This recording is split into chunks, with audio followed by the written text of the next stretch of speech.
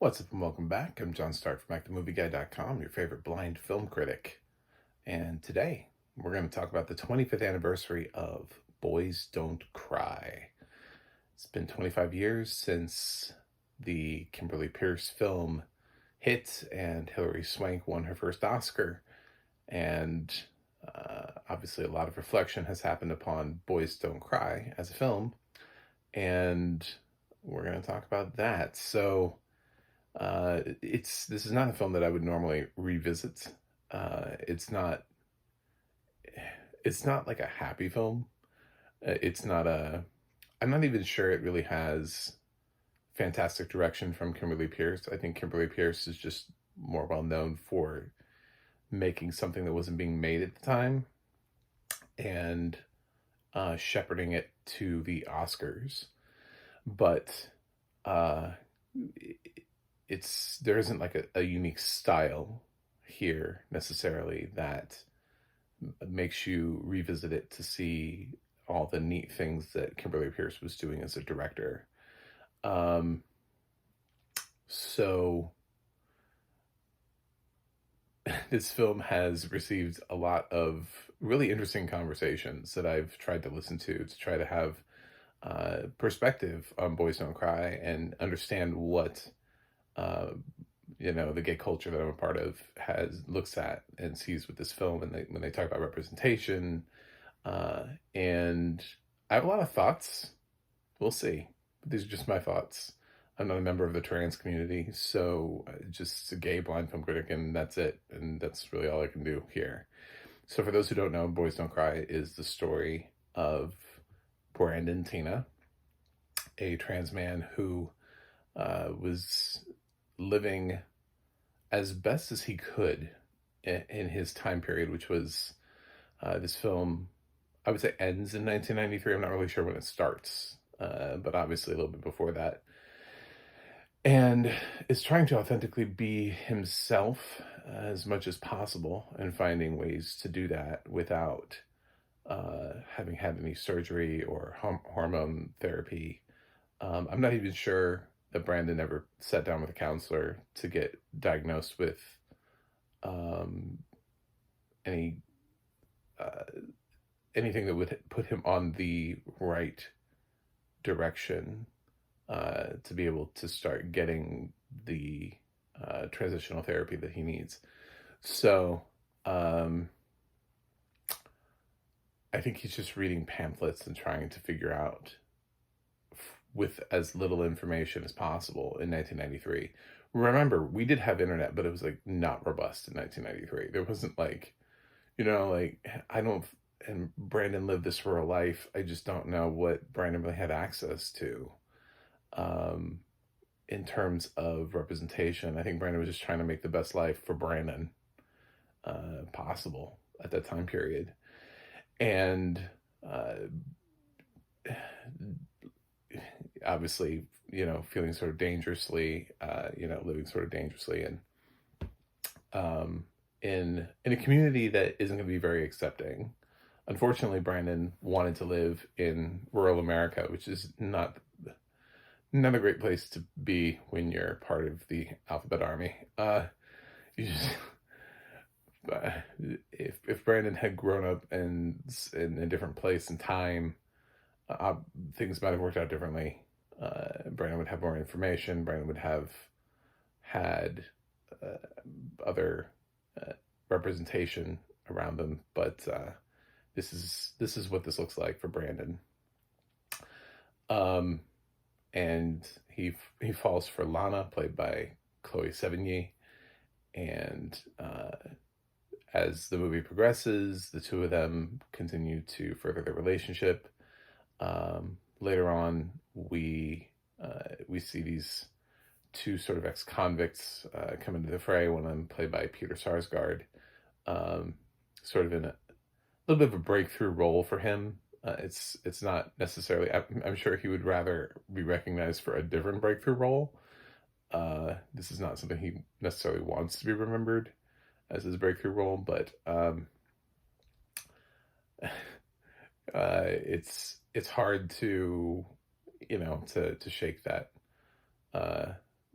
once you've done a rape scene, you know, and played an actual real life murderer. So, um, yeah, it's a tragic story with a tragic end, and Hilary Swank does a fantastic job, and it's Hilary's breakthrough performance in terms of really being recognized as an actress. Although Hilary had been around before, notably in Buffy the Vampire Slayer, and also, of course, the next Karate Kid. Um, so Hilary was a known quantity, was not like discovered for Boys Don't Cry, but was just sort of taken and elevated into Boys Don't Cry.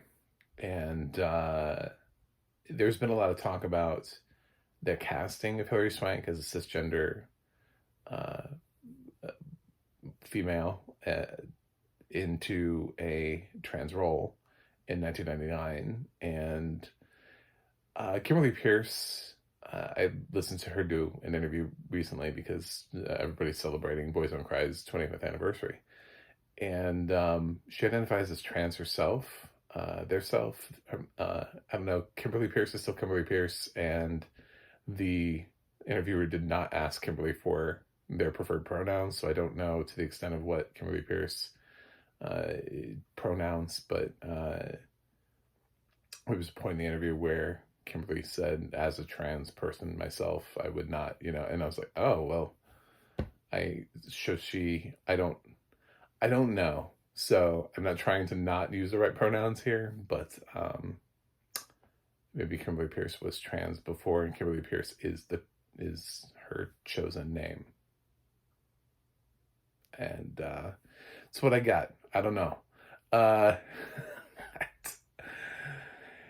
And in 1999, there's two schools of thoughts here. There's one that is there should have been a transgender man in this role, and full stop. And there's the other that is what was available at the time, and I've heard sort of like the secondary conversation to that, which is, well, is it possible that because roles like this were being handed to cisgender females, that transgender male actors didn't even feel like auditioning for things? I mean, in 1999, how many transgender roles were we having? You know, especially in a positive sense, not in like an Ace Ventura sense. Do you know what I'm saying? Or I don't know that there were that many. You know, aside from going and getting Jay Davison from Crying Game, I don't know how many, and Jay quit Hollywood after Stargate, so I don't know necessarily if there were that many working at the time. This was not like an out and proud as it is today. Today it's hella easy. Today it's just kind of like, well, of course you could have, you know, like, I mean, we could just point all around the place and just, yeah, trans actors and actresses all over the place. But and they're starting to develop careers, and they're starting to win awards and recognition and all that kind of stuff. But in 1999, I don't know if that's the case.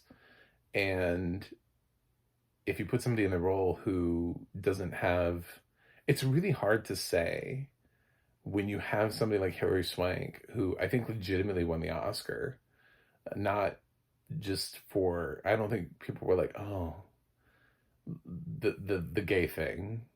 You know, as a gay man, I always look at the roles and I go, should they all be played by gay actors? I'm like, I don't really care. I just don't think every time a straight person plays a gay man that they need to get an Oscar nomination for it. There's just sort of like that kind of thing where it's like, Wow, so brave. It's not brave, man. It's just a fucking role. Like it's just a role. Um, but there are some casting choices throughout the years I wouldn't trade for the world that are straight men playing gay characters. So uh, I think probably the same is true of trans, and I don't think Hilary Swank's performance should be traded simply because theoretically, if Kimberly Pierce had auditioned more than the 300 actors that she did for the role, they would have found, if she just kept digging and digging and digging and digging and digging and refusing to start filming until the right trans man walked through the door thousands of actors later, you know, um, I just, I think we're putting a little bit of pressure on a film, on an independent film, uh, that, you know, at least auditioned members of the community and kept them in the conversation. Um, that's the best thing I can say, is that I think Kimberly Pierce was aware. At the time, Kimberly Pierce apparently was trying to figure out where their own sexuality uh, lay in the world, and was trying to be as respectful of the conversation before anybody was even really having that conversation. Before it was necessarily mainstream, when it was still sort of niche. A lot of LGBT cinema didn't really reach mainstream audiences. So the fact that Boys Don't Cry and Hilary Swank got that Best Actress trophy forced sort of Americans who were, looking at the Oscars to go, oh yeah, I need to see that film now, which forced a lot of people to watch something that they wouldn't have watched otherwise, um, and generally fully got to avoid. There were a lot of films that came along in the 90s that sort of started hitting mainstream, either in terms of gay culture, trans culture, drag culture, that really started this movement. And now we benefit from that movement, but that movement had to start somewhere, and it started with a lot of cisgender people. It just did. And now it benefits from having, you know, MJ Rodriguez and Laverne Cox and other awards winning actresses out there in the field, Elliot Page, and many others that don't as easily come to mind. I'm sorry, but at least off the top of my head, I keep trying to think of Trace Lizette, um, and others who have given really great performances over the years. So I I think the casting of Hilary Swank was there. Kimberly also defends it by saying that, and reminding the audiences who keep, I guess, over the 25 years have been hounding her about this, that Brandon had, again, was, while I love, I get why Kimberly is always like, I have to be very careful when I say this. While Brandon was Brandon had also not had any surgery or hormone therapy or anything, and was just strictly, using ace bandages and socks to stuff areas, uh, watching the pitch, the tone of his voice, without any sort of testosterone therapy, the kinds of stuff that we're used to today. And as she said, it was like, I think it was Consider This with NPR. If you had gone too far, would the performance have been as authentic? If you had gone with an actor, a trans male that had sort of transitioned, would it have been the same performance? I don't know. Probably not. I think this is one of those things that, because there's a little bit of that in there, there's a little bit of that truth that Brandon had no access to any of this, and really was trying to just figure it out as he went along. That casting somebody like Hilary Swank kind of makes sense for this role. I think it's a good performance. It's one where I wouldn't have given her the Oscar though. To be totally honest, I would have given it to Annette Bening, and the reason for that being that I just, for Hilary breaking through like this, for, it was her first nomination. It was not Annette's, and Annette Bening, it seems to have persistently had a problem winning the Oscar and just getting nominated over and over. And if, knowing what we know now, that Hilary Swank was going to end up winning a second Oscar for Million Dollar Baby a few years later, it's like, yeah, I could flip those nominations, but it makes, it makes more sense to reward Hilary on her second performance, because they're both great performances, just like Annette's. Both are great performances. So it's just really like a coin toss. I know a lot of people who would flip the other two and give it to Annette for being Juliet over Hilary for Million Dollar Baby. But I just think if you can reward somebody on their like second, third, fourth try, fifth, whatever Glenn Close is on now, try out, then do it. And over the breakthrough. Yeah, I think the prize for Hilary was becoming an Academy Award nominee. I guess is what I'm saying at that point for her. But then again, I think if Boys Don't Cry hadn't won Best Actress, I don't think that many people would be talking about it. I think there are a lot of films where people get nominated for things over the years, and those films fade away. So the true story nature behind Boys Don't Cry has been debated. I've heard people talk about representation in the film, and because they extend representation beyond, they talk about how Kimberly made a choice to remove like a double representation character. There was a black wheelchair-bound man who was actually present and was one of the victims, who actually was killed as part of this, and he's nowhere to be found. He was like a friend of the friend who happened to sort of be there. And while his connection and depth to the story was not a huge part, supposedly, with the little bit that I have researched on this, that was the reason to take him out, because he was not, I would say the fact that he died would be the reason to leave him in. So that is where I disagree with Kimberly Pierce's. You, what? You took out a victim? Like, I don't get that.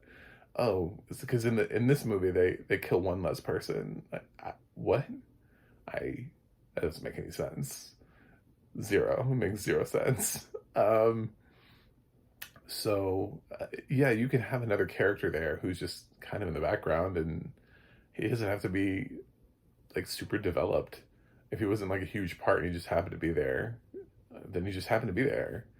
I mean, if a character has nothing to say and nothing to really contribute to the film, and is not somebody who was around a lot and just happened to be at the house that day, and yeah, I would have left them in. She changes the name of one character that is deceased for some reason, but then doesn't change the name of anybody else, which is odd. So, I mean, they're odd choices, but there's always that based on a true story. This is something that I've talked about. I talked about it a lot when Sound of Freedom came out, because people were like, this is not the exact, this is not true, that there are things. And it's like, listen, I don't fucking love this movie either, but we need, like, no movie has been 100% accurate ever. Like, with level of accuracy. There are always adaptations. There are ways of, trimming down characters so that you don't have 10 people in a scene, instead you have 7 or 6. You know what I'm saying? Like, and you can sort of like roll characters into one.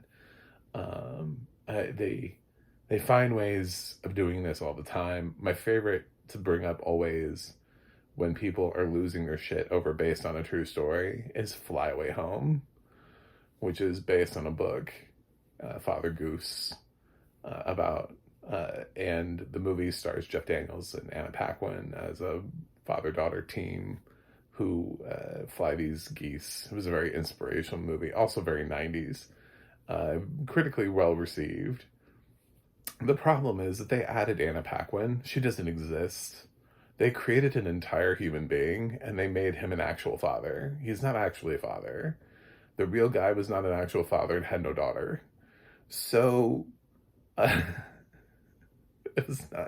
was not an inspirational father-daughter story. It was just a guy but I think they like looked at the title of the book and they're like, oh, Father Goose, he must be a father. Did you read the book? Because no, it's a play on Mother Goose is what it is. It doesn't mean he has anyway. So when you're able to literally like create Anna Paquin out of thin air and be like, oh, this is a true story, guys. And then people are like, yeah, I love this true story. This is just such a great true story. And then everybody's like, oh, this film's warm and fuzzy, makes me feel great. It's like, she doesn't even exist. So to the level of extent of which we scour some of these other movies gets a little insane. It's like, there are so many true story movies out there that are bullshit. Like, just complete and total bullshit. But people, because they have that warm, fuzzy feeling and maybe the consequences are low, like nobody died, this isn't representing like a murder. It's not like a crime story, but you know, it did create an entire human being for the purpose of being able to sell it to kids. So there's that. And Boys Don't Cry takes out a character, changes the name, and some of the people who are participants in this claim that the story is bullshit. Of course, one of them is one of the murderers. The other one is problematically Lana, I think. It's not like the way she's depicted in here, and says this is not the relationship she had with Brandon. It's overplayed. And some people apparently say that she was more involved in the murder. Like, not as defensive as Brandon necessarily. Maybe. A lot of weird shit that when you start looking into Boys Don't Cry, it's a rabbit hole within a rabbit hole within a rabbit hole, full of opinions. So trying to parse through them and say, how do I feel about Boys Don't Cry? Well, at the end of the day, I think it's an important film in LGBT cinema, because we were still in the 90s throwing things up, so to speak, into the mainstream and hoping that they would stick. And every once in a while something would, and that film didn't necessarily meet the representation standards of the 2020s, but it was about getting things into the mainstream. It was about getting, blue collar America to start watching things that they weren't watching, about people that they weren't watching. It was about getting movies like this to play in cinemas that weren't playing movies like this before. That's what it was about. I think people look back on this and they think, oh, well, the 90s were different. The 90s weren't different. Like, I had plenty of films that were like this that didn't even open near me, and I lived in rural Missouri. So I'm trying to think, I'm like, did Boys Don't Cry even open near me? I don't even remember it opening near me. I mean, maybe like after she won the Oscar, it ran for like 1 week, and they opened it and like maybe it ran like one time. I don't actually even remember it being accessible to me in my area. Like, there are some films that just never came around to me, or they ran for a very short period of time. It was random when you actually had a film like Tu Wong Fu or The Birdcage that was so mainstream that my area couldn't look away from it, because those films used such huge stars and they were box office successes. But like, I didn't get Priscilla, Cream of the Desert, I didn't get films like that. So yeah, representation is often what, when you live in an area sort of like where Brandon lived in 1993, it is what you what you get in your area. I didn't have positive role models in my area. I didn't necessarily look around and be like, wow, look at all the gay people. No, that's not what happened at all. So it came through media, and it wasn't until starting to see films like that that I was like, oh, that makes sense to me. I get that. That's me, you know? And I think probably for Boys Don't Cry, for some people, it might have clued people into what they were feeling when they had no access to anything else. But they watch movies, mainstream movies, and maybe they watch the Oscars. And so when Hilary Swank stepped on stage and won an Oscar for something called Boys Don't Cry, it allowed them to maybe pick up something more mainstream like an Entertainment Weekly and read about it, you know, and then try to track down this movie that might have been at a video rental store near them, you know, because of the attention, because of Oscar attention. So yeah, I still think that this is an important film because I kind of was in the rural middle of nowhere, and I can testify to the fact that you don't get a lot out there. It really is not, there's not a lot for you. So I remember when Will and Grace was on TV, and it was super controversial, and Ellen said I said, I'm gay. And I was like, wow, you know, I mean, like this was a moment when those things were like shocking and revolutionary. And now there's like LGBT representation in almost like every show and movie and actors who are out and singers who are out. And it's so totally different. It's so easy to look back now and be like, well, we should have been able to do that then. And it's like, just because people existed then doesn't mean it was easy. So I don't think it was easy for Kimberly Peirce to find somebody perfect for this role who was a trans male. And I think Hilary Swank bringing attention to this film, and I think making people watch Boys Don't Cry at the end of the day is what we were supposed to do. It's like, same thing with Laramie Project. It's like, if you can reach people where you can reach them, that is in and of itself a reward. I think possibly like later on, it starts getting debatable, you know, with every single, like, does Eddie Redmayne need to be in The Danish Girl? I don't know. You know, I mean, like, by that point, that's a conversation I'm definitely willing to have.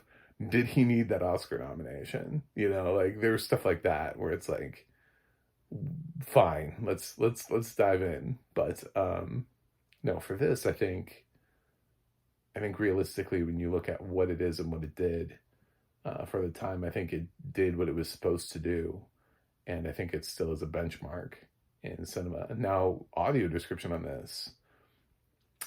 So I did listen to the audio description track that was made for Boys Don't Cry, I would say some years ago. It's problematic and I don't like it. And that's what I'm just going to say. I don't know what happened, but it needs to be re-recorded, and I'm glad it's not available. So that's all I'm going to say. I'm not going to tell you how I found it or where, but I'll say there was a track that was recorded one day for this, and I don't want anybody to listen to it. So that's a rarity for me. I think the representation, the problem is that the constant use of pronouns refers to Brandon as she, and every single chance it has to refer to Brandon through a pronoun, it refers to her as her or she, never as he, him. And I realize that at a time period, you know, if you made audio description for this in 1999, we weren't necessarily having a pronoun conversation, but I still think just having, I don't know, anybody in the room to be able to make the right decision would have recognized that's not the way to go with that pronoun choice. It feels very very counterproductive to the message of Boys Don't Cry. So, yeah, that's, I'm gonna, I'm gonna say I would re-record this. I would just pretend it doesn't exist and say, does Boys Don't Cry have audio? No, it doesn't have audio description. It doesn't. Somebody tried a long time ago, and unfortunately, it didn't work. Somebody took their shot, and it's we should delete it and re-record it. So that would be my recommendation for Boys Don't Cry: is pretend it doesn't have audio description, and then just re-record it. Don't ever look for it and try to watch it, because it's offensive, and I was not. I can't even get into like any other details about like did it, I don't know, did it handle the rape scene, or how did it handle the little details, or the facial expressions, or the clothes, wardrobe, the time period, everything. I can't even get into that stuff because I was so bothered by the contextual use of the persistent use of she and her when referring to Brandon. So this has been a weird review, but it's just, these are my thoughts, and probably the best thoughts on this are going to come from the trans community, but I also hope the trans community gives this film grace. I would say if you were trans and you were in a major city in 1999, then you had a different experience than somebody who's trans and rural. So I that's the best thing that I can offer to you, is say, I was in 1999, I was gay and rural, so I can tell you that, yeah, the representation is completely different, and the access to it is spotty at best. So I think that's probably what, and Brandon did that. Brandon went through that, 6 years before. In 1993 is when Brandon was murdered. So I'm not 100% sure that this film deserves quite the level of hate that it has from some people. But as far as the film goes, I still think it's a really strong character study. It's odd because it's a film that works, but I don't think there's nothing about this that makes me go, oh yeah, Kimberly Peirce, I need more from them as a director. I've seen Stop Loss, and I don't think Kimberly brings a unique voice to any of their projects. So they put their stamp, and they have this film on record. But yeah, it's an okay directed film that has a performance that is memorable and a story that will break your heart. So 25 years of Boys Don't Cry, I think is better reflected in the not thinking so much about the film itself, but thinking about the 25 years after Boys Don't Cry, and thinking about how we get from Boys Don't Cry to where we are today, to how we get to these performances that we have now. And I think that's brilliant. So when we look at where we are today and think that that's just 25 years worth of change in Hollywood, I think that's cool. So what does 25 more years look like? Wow. Who knows? The door's wide open. So I'm going to give Boys Don't Cry an A-. I just don't think Kimberly Peirce's direction fully brings enough to it. And so I'm not going to give it a full A. But yeah, it's 25 years of this film, which I likely will not watch again, unless I live long enough to do a 50th anniversary of Boys Don't Cry, or they make a new audio description track for it and I have a reason to watch it to talk about that. But currently this may be the last fun time. There's some films I don't need to watch multiple times. This is not the only one where it's like, I got one time, that was good, and that's a one time for me. So anyway, thanks for watching. Thanks for subscribing. I hope this made some sort of sense, some semblance of sense. That I did everything properly and conveyed my own personal experiences and why I was making choices. So that's it. I'll see you guys on the other side.